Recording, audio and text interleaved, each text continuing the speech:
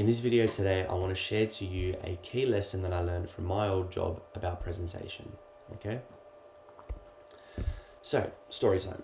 Essentially, at my last job, we were working on a associate director position for a really good company, okay? Now, with this position, it had basically taken about a year at this point in time that we were working on it, okay? Now, I wasn't exactly across this role. I wasn't working on the role. It was mainly the role of my director who was taking part of it. However, as we realized that, as time was progressing and, we were struggling to fill the role, she got me to help out as well, just to get an extra set of eyes on it and just a new set of eyes, basically, you know what I mean? So this is very common in recruitment agencies. If one person's working on the job, multiple people are working on the job, getting a fresh pair of eyes on it can give you a fresh perspective and things along these lines. Anyways, so I was involved in basically this upcoming call with the business, and my director had said to me, can you have a look at the business, have a look at their website, just understand their key people, understand their history, understand the role, understand why they're hiring for this particular role, and just, listen in on the conversation and let me know what you think as to what they say about what needs to change about the positioning of the campaign to attract this new associate director for them. So I was like, okay, all good. Anyways, one of my other colleagues had a very good understanding of this niche part of the industry, and he was telling me that basically this business that we are working for, they're not regarded as a top tier business, they're not regarded as a mid-tier business. And he has found that when he was trying to attract candidates, he was either going for people at the top tier companies that, are not getting their best opportunities for progression, or people that are in that tier below and looking to lead a bit of a smaller company, okay? Because this company was a little bit smaller. This was the problem, basically. So they were a smaller company, and they weren't based in the CBD either. So they were based like about 30-40 minutes out of the city, okay? So what I had to look was, I went on Google, I had to look at their website. Their website was not exactly top tier, if that makes sense. It was very, not badly done, but it wasn't amazingly done, okay? So website wasn't the best presented. When I searched them up on Google, there was nothing actually that came up about their website. About their company. So the photos that came up on Google was of a car park and of a random street. There was nothing actually tied to the business. And they didn't have a LinkedIn, okay? So I let these 3 points be known to my director. I said, look, they are from what I can read, and as well on Google, there was no reviews. So whilst we're working with them and we know the people directly, we know that it's a good company. We can have a look at the people that work there and dig deeper and say like, okay, people can confirm that this is a good business. But the problem is when you're first searching for these companies, okay, and when you're looking them up, there's no Google reviews. There's no website. Well, there is a website, but it's poorly structured. There's nothing that leads to their actual company when you first Google them, and they don't have a LinkedIn, so there's no online presence directly of the company, okay?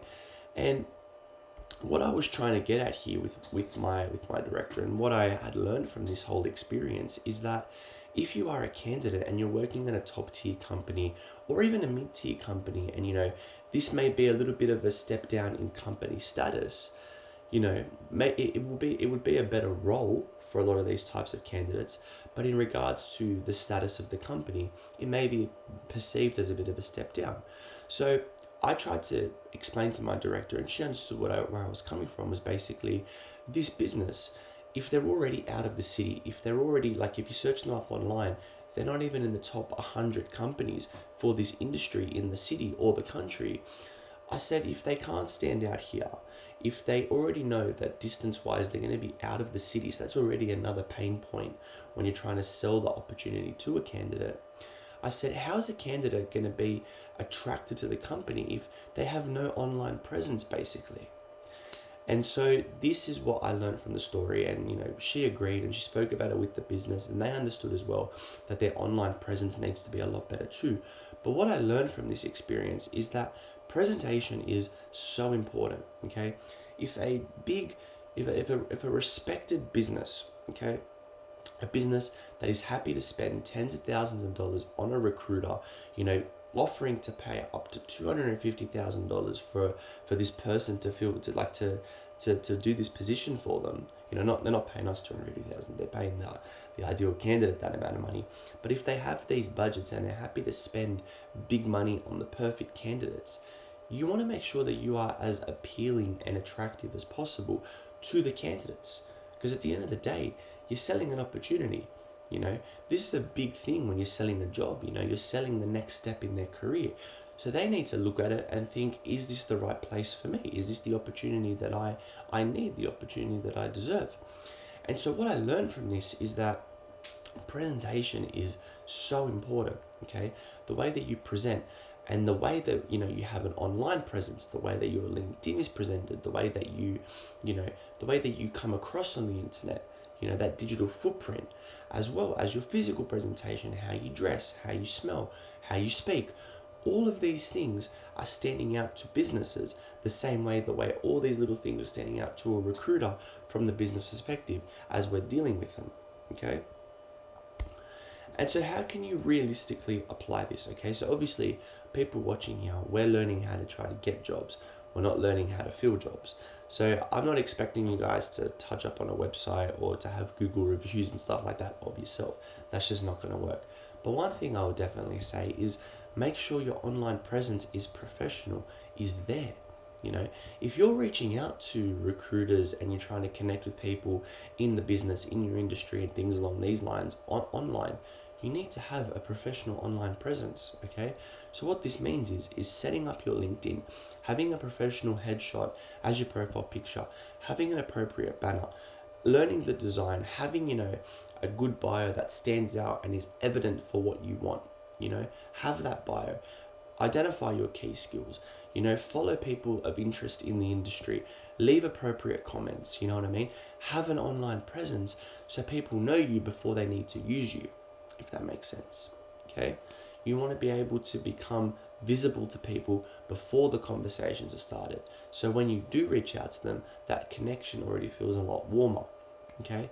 So it's very important to do that. Same thing with your presentation. As I always say, make sure that when you're going in for your interviews, you're dressing properly, you're leaving a good first impression, because at the end of the day, you got to think about it like you're that business. If you're not in that top 100, you may be applying for a job and you may be the 101st person to apply for the position. You need to stand out. You need to have an online presence. You need to impress the recruiter. That's why you need to be taking these lessons and applying them to your own concepts and to their own ways of that's going to help you get your first job. Okay? So at the end of the day, our actionable step here is to improve our online presence, even with your resume.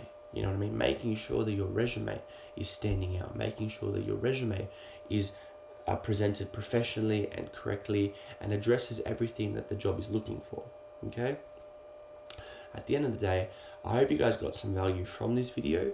Our main actionable step in this is I want you guys to take a step back and think every step of the way in your job hunt, in your job process, when you're trying to find a new position, think how attractive are you in that position. So whether you're speaking on the phone, whether it's your online presence, your resume, you're going in for the interview, are you coming across as attractive as possible to the recruiter?